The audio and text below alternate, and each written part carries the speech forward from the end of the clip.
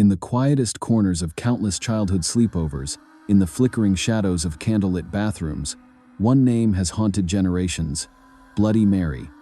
Her legend transcends borders, passed in whispers and dares, a ritual of fear and fascination that seems as old as the mirror itself. But who or what is Bloody Mary? A vengeful ghost? A misunderstood queen? Or simply a tale that grew legs in the darkness? To understand why we still chant her name, we must trace the threads of history, folklore, and our own primal fears. The ritual is chilling in its simplicity. Stand before a mirror, usually in a darkened room, hold a candle, or perhaps just your breath, and say her name, Bloody Mary, 3 times. Sometimes more, depending on local lore. The expectation is always the same: an apparition will appear. Her face might be streaked with blood, her eyes may burn with rage. Some say she will scratch your face, curse you, or even drag you into the mirror itself. Yet despite countless retellings, no one can quite agree on who she really is. Many believe the roots of Bloody Mary stretch back to the infamous Mary I of England, the first queen to rule the country in her own right. Born in 1516, Mary Tudor was the daughter of King Henry VIII and his first wife, Catherine of Aragon. Her life was marked by political upheaval, religious conflict, and personal tragedy.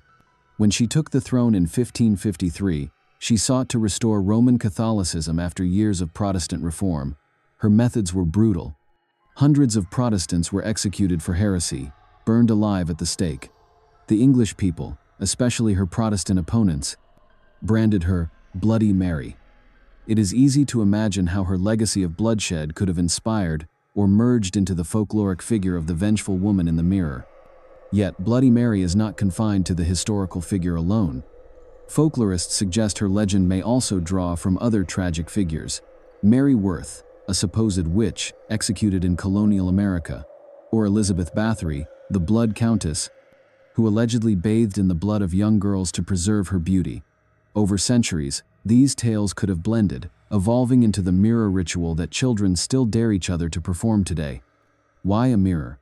For centuries, mirrors have been considered gateways to the spirit world. In many cultures, mirrors were covered when someone died, to prevent their soul from becoming trapped.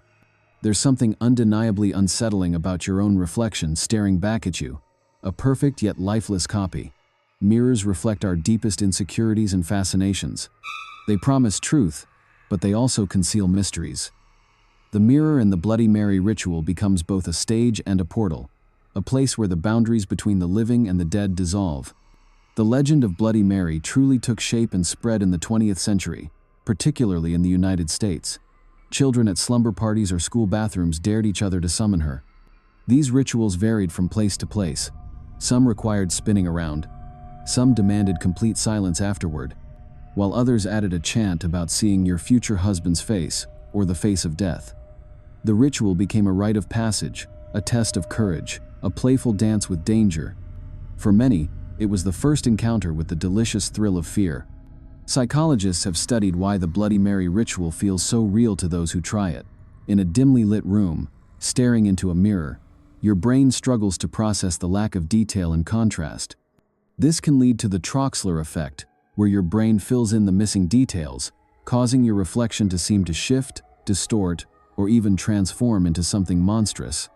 Add to that the adrenaline of fear, and your mind can conjure horrors from the depths of your imagination.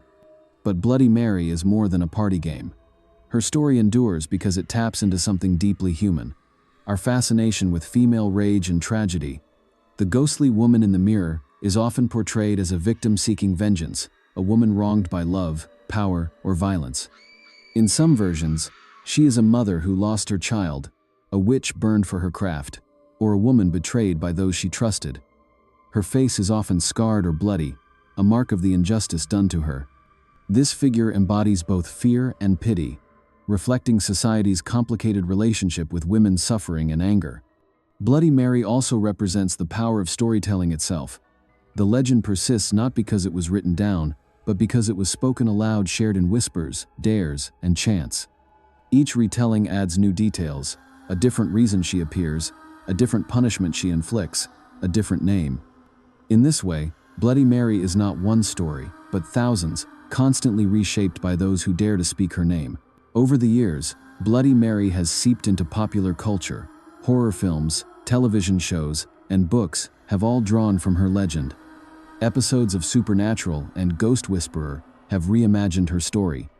Movies have brought her to life as a malevolent spirit, sometimes tying her directly to Queen Mary Tudor, other times making her a fictional victim of murder or betrayal. Each adaptation reflects contemporary fears, technology, vanity, or the consequences of bullying. In the internet age, Bloody Mary has become a digital myth too, with countless YouTube videos and TikToks capturing teens summoning her on camera, hoping for a glimpse of something uncanny. Yet despite these modern reinterpretations, the ritual itself remains largely unchanged. A dark room, a mirror, a name spoken 3 times. The simplicity of it is part of its power. Anyone, anywhere, can try it. No special tools or knowledge are required. Just the courage to look yourself in the eye and risk what might look back. Some might ask, why do we do it? Why, generation after generation, do we choose to scare ourselves? Perhaps it is because the legend of Bloody Mary offers a safe space to explore fear. In the ritual, the danger feels real, but the stakes are low. The worst most of us will suffer is a racing heart, a startled laugh, or a nervous glance over the shoulder. It is a rehearsal for the real terrors of life, a way to flirt with the unknown without fully surrendering to it. Yet for some, the fear runs deeper. Stories circulate of those who claim to have seen her, a pale face with empty eyes, a mouth torn open, blood streaming down her cheeks. Others say she whispered secrets, or even reached out from the glass. Whether these encounters are real, imagined, or a mix of both, they keep the legend alive. In schools and playgrounds, Bloody Mary endures as an oral tradition, a living ghost story passed from child to child. Adults may dismiss it as superstition, but the legend's persistence speaks to something primal. Mirrors show us ourselves, but the story of Bloody Mary reminds us that what we see is never the whole truth. Behind the reflection might lurk guilt, anger, or regret, things we fear most not in the world, but within ourselves. Across cultures, there are echoes of Bloody Mary. In Japan, there is Hana-ko-san, a spirit said to haunt school bathrooms. In Slavic folklore, mirrors were believed to hold dangerous spirits. In every case, the ritual centers on summoning, on calling something into being by daring to speak its name. There is power in words, especially when spoken into the dark. Today, as technology changes the way we see ourselves, selfies, filters, and social media, the legend of Bloody Mary feels strangely relevant. The mirror is no longer just glass and silver. It is the front-facing camera, the carefully curated online image. In every reflection, we search for truth, beauty, and validation. In the end, Bloody Mary's power lies not only in what might appear behind the glass, but in the shadows she casts in our imagination. She's more than just a ghost story whispered at sleepovers. She's a reflection of fear itself, the fear of the unknown, of what hides in the darkness, of what stares back at us when we look too long into the mirror. Her tale has endured for generations, passed between trembling hands and whispered in hushed tones. Some say she was a wronged woman, others a witch, or a mother mourning a lost child. But the truth of her origin matters less than the effect she has on those who dare to speak her name. For as long as we fear what we might find in our own reflection, as long as children gather around dimly lit mirrors with candles in their hands and fear in their hearts, Bloody Mary will never truly vanish. Her face bloody, vengeful, and tragic remains etched in the silver depths of every mirror, waiting for the next brave soul to call her forth. There's something about the mirror that draws us in. It's not just a reflection of our image, it's a reflection of our psyche. And when the lights are low and the mind begins to wander, the mirror becomes a window, a doorway, a trap. So if you ever find yourself alone, standing before a mirror in the stillness of night, candlelight flickering, heart pounding, ask yourself, do you really want to know what's staring back? Because some legends don't survive simply because they might be real. They survive because they speak to something deep inside us. The part that wonders, the part that fears, and the part that can't look away. As long as there is darkness, and as long as there is fear, we will keep telling her story, we will keep saying her name.